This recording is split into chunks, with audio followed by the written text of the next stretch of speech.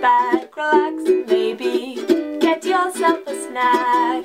Me and you gonna have a little chat about books. Hey guys! So I am here today to talk to you about some books I was sent in the post that I have been kind of holding on to and waiting to haul. So let's just go straight into it. So the first thing I got sent is one of my anticipated releases, and that is this. It is a novella from Tor.com. It's by Jai Yang. It's the third one in their series. It's called The Descent of Monsters. I love the covers of these. I think they're absolutely beautiful. The first ones in the series were The Black Tides of Heaven and The Red Threads of Fortune, and they were both excellent fun, really interesting stories. And then this one says, "You are reading this because I am dead." When the Tenseret's investigators arrived at the Renoir Teng Institute, they found a sea of blood and bones. One of the experiments got loose, and its rage left no survivors. The investigators returned with two prisoners, the terrorist leader, Saneo Akia, and a companion known only as Ryder. Investigator Chuan faces a puzzle. What really happened at the Institute? What drew the machinists here? What are her superiors trying to cover up? And why does she feel as if her strange dreams are forcing her down a narrowing path she cannot escape? Honestly, Jai Yang does some really interesting stuff with gender and gender fluidity, and I really enjoyed the first two books for that, so I'm certainly looking forward to this. And it was sent to me by Tor because I requested it, so as ever they've sent me some little badges, which they frequently send out when they send out books, so that's always nice. The next one I have to show you is this one. It is The Dragon's Blade, book number 3. It is the final one in the series, The Last Guardian by Michael R. Miller. I've read the first two in this series and really enjoyed them way back when I first picked them up, and I'm definitely looking forward to finding out how the story wraps up. I think the covers are beautiful. It's a self-published series and it follows a dragon who is called Darnier, and Darnier is part dragon, part human in a way, because he is transformed into a human to kind of lead his people back to becoming the best dragons they can be and take over the world and kind of regain their former glory. And that's exactly what we do, and we follow over the course of the 3 books. So I'm definitely excited to get to this, and thank you very much to the author for sending this to me. I really enjoyed the first 2, so hopefully I will enjoy the 3rd just as much. Next up, I had a surprise book package, which was absolutely beautiful. I'll insert a picture here of what it looked like because it was just stunning. And when I opened the packages, inside there were 2 books. The first of them was this one, Rotherweird by Andrew Caldecott. This one sounds super bizarre and I'm definitely keen to give it a go. I also absolutely love the illustration on the cover. I think it's gorgeous. And this one just says, 1558. 12 children, gifted far beyond their years, are banished by the Tudor Queen to the town of Rotherweird. Some say they are the golden generation. Some say they are the devil's spawn.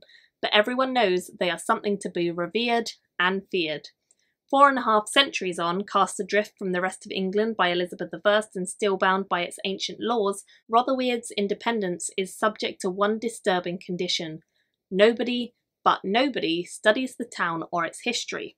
Then an outsider arrives, a man of unparalleled wealth and power, enough to buy the whole of Rotherweird, deeply buried secrets and all. So I think that sounds super intriguing and I'm definitely keen to read it. I have a bit of a soft spot for sort of Tudor history things, so I don't know how much it's going to focus on that, but I'm down. And then following on from that, I then got sent the second one as well, which is called Wintertide. Of course, I'm not going to read the blurb for this because it might spoil the first one, but again the cover's absolutely stunning and I certainly am so happy to have this and the first, and I certainly plan to read them fairly soon, so looking forward to that. And thanks so much to the publisher for sending these. Up next is another book I was sent by the publisher, and that is this one, The Grey Bastards by Jonathan French. Live in the saddle, die on the hog. This is an uncorrected proof and I think this one comes out in June, end of June, so that's exciting. I believe this one was originally a self-published fantasy book from the self-published fantasy blog-off competition. Yeah, it was the winner of last year's competition actually, so that's awesome. And I've heard really good things about this from loads of others who've read it. Loads of the other judges who are part of the competition said that they loved it because they were doing it last year. Mark Lawrence says a filthy, charismatic and frankly excellent read when he's talking about it, so that sounds very good. And it says, Jackal is proud to be a grey bastard, a member of the sworn brotherhood of half-orcs. Unloved, unwanted in civilised society, the bastards eke out a hard life in the desolate no-man's land called the Lots, protecting frail and noble human civilization from invading bands and vicious, full-blooded orcs. They also sent me this tiny scroll with it, which I thought was super cute, and it just says, and when you open it up, it says, Caitlin, you are summoned to ride with the greatest hoof of all, the Grey Bastards. Should you rise to the challenge, we trust you will fare well on your epic journey. All we ask is that you spread the legend further. Live in the saddle, the Bastards. So that's quite a cute little touch, I must admit, and I am certainly looking forward to reading it soon. Next, I have this one, which is called Headon. It is the sequel, I believe, to Lock-In by John Scalzi. I have read Lock-In about 2 years ago, maybe, for the BookTube SFF Awards. It was one of the nominees. I enjoyed it, but didn't totally love it, although I have read other books by John Scalzi and really enjoyed them, such as his Old Man War book.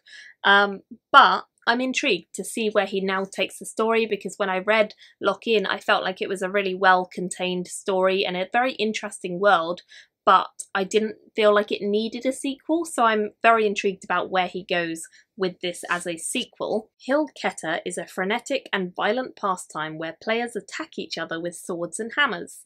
The main goal of the game, obtain your opponent's head and carry it through the goalposts. With flesh and bone bodies, a sport like this would be impossible, but all the players are threeps, robot-like bodies controlled by people with Headon syndrome, so anything goes. No one gets hurt, but the brutality is real and the crowds love it, until an up-and-coming athlete drops dead on the playing field. Is it an accident or is it murder? FBI agents for Headon Affairs Chris Shane and Leslie Van are called in to uncover the truth, and in doing so travel to the darker side of the fast-growing sport of ElleKayEm, where fortunes are made or lost and where players and owners do whatever it takes to win on and off of the field. This reminds me so much of a YA book that I read. Oh my gosh, what is the name of it? I cannot remember. If I remember, I'll put it on the screen, but it so reminds me of I can like see the cover almost in my head. But the premise just really reminds me of that. So if I can find that, I'll put a link to that. But yeah, sounds interesting. Definitely one I'm keen to give a go to. Wasn't expecting this to turn up, so I'm definitely excited to try it. That's everything I've recently been sent. Of course, I'd love to hear in the comments if there's anything you're super excited about or what you've recently picked up yourself. Thank you all so much for watching, and I'll see you very soon in my next video. Bye guys. Bye guys. Thank you for watching my video today.